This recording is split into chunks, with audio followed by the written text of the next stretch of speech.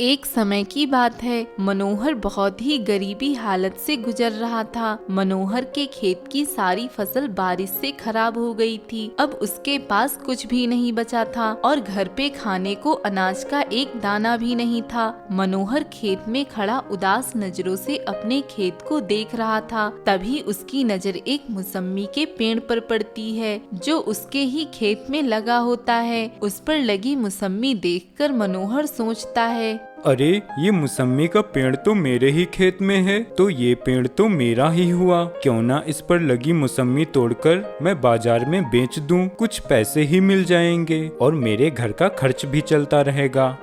मनोहर मौसम्मी तोड़ने के लिए आगे बढ़ता है कि तभी उस पेड़ से आवाज आती है, रुको, तुम इस पेड़ के फल नहीं तोड़ सकते।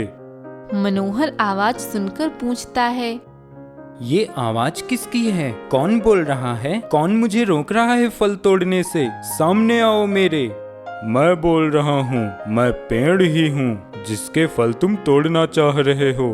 अरे हाँ, ये आवाज तो इस पेड़ से आ रही है, पर पेड़ तुम मुझे फल तोड़ने से क्यों रोक रहे हो? मैं एक जादुई पेड़ हूँ और मेरे ये फल परियों के लिए हैं और इन फलों पे सिर्फ परियों का हक है क्योंकि ये जादुई फल हैं। ठीक है पेड़, जैसी तुम्हारी इच्छा, चलता हूँ अब। रुको, मैं तुम्हारी ईमानदारी से प्रसन्न हुआ। तुम बहुत भले आदमी लगते हो, ये जानते हुए भी कि मैं तुम्हारी जगह में ही हूँ। फिर भी तुमने मुझ पर अपना हक नहीं जताया और खाली हाथ ही जा रहे हो, इसलिए मैं तुम्हें कुछ उपहार देना चाहता हूँ। इतना कहकर पेड़ मनोहर को कुछ सोने के सिक्के देता है। अब मनोहर उन सिक्कों से अपने घर के हालातों को सुधार लेता है और काफी धनवान हो जाता है। यह देखकर मनोहर का पड़ोसी किशोर मनोहर से जलने लगता है और सोचता है, ये मनोहर के हाथ ऐसा क्या लग गया जो ये इतनी जल्दी इतना धनवान हो गया, और आखिर कैसे? कुछ तो बात है, पता लगाना पड़ेगा। एक दिन किशोर चुपके से मनोहर के घर जाता है और मनोहर की बातें सुनता है। हाँ सुनीता, तुम सही कह रही हो। आज हम जो कुछ भी हैं सब उस जादुई पेड़ की वजह से है जो हमारे खेत में लगा है।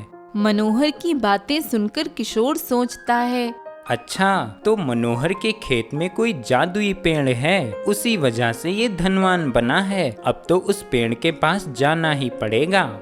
अगले दिन किशोर उस पेड़ के पास जाता है। लगता है यही पेड़ है। ए जादुई पेड़, मैं जानता हूँ तुम्हारे पास खूब सारा सोना है। मुझे ढेर सारा सोना चाहिए, मुझे सोना दो। किशोर की बातें सुन पेड़ कहता है, कौन हो तुम और तुमने ये कैसे सोचा कि मैं तुम्हें सोना दूंगा?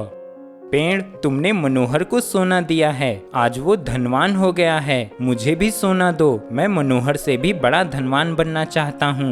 मूर्ख, मैंने मनोहर को सोना दिया था उसके अच्छे व्यवहार, उसकी अच्छी सोच और उसकी दयालुता के कारण, पर तू एक घमंडी, क्रूर और निर्दयी व्यक्ति है। वो चाहे जो भी हो, पर तुम्हें मुझे सोना तो देना ही पड़ेगा, वरना मैं तुम्हें काट डालूंगा।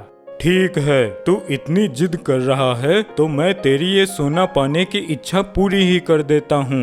इतना कहते ही वह पेड़ किशोर को सोने का बना देता है और किशोर सोने की मूर्ति बनकर ही रह जाता है।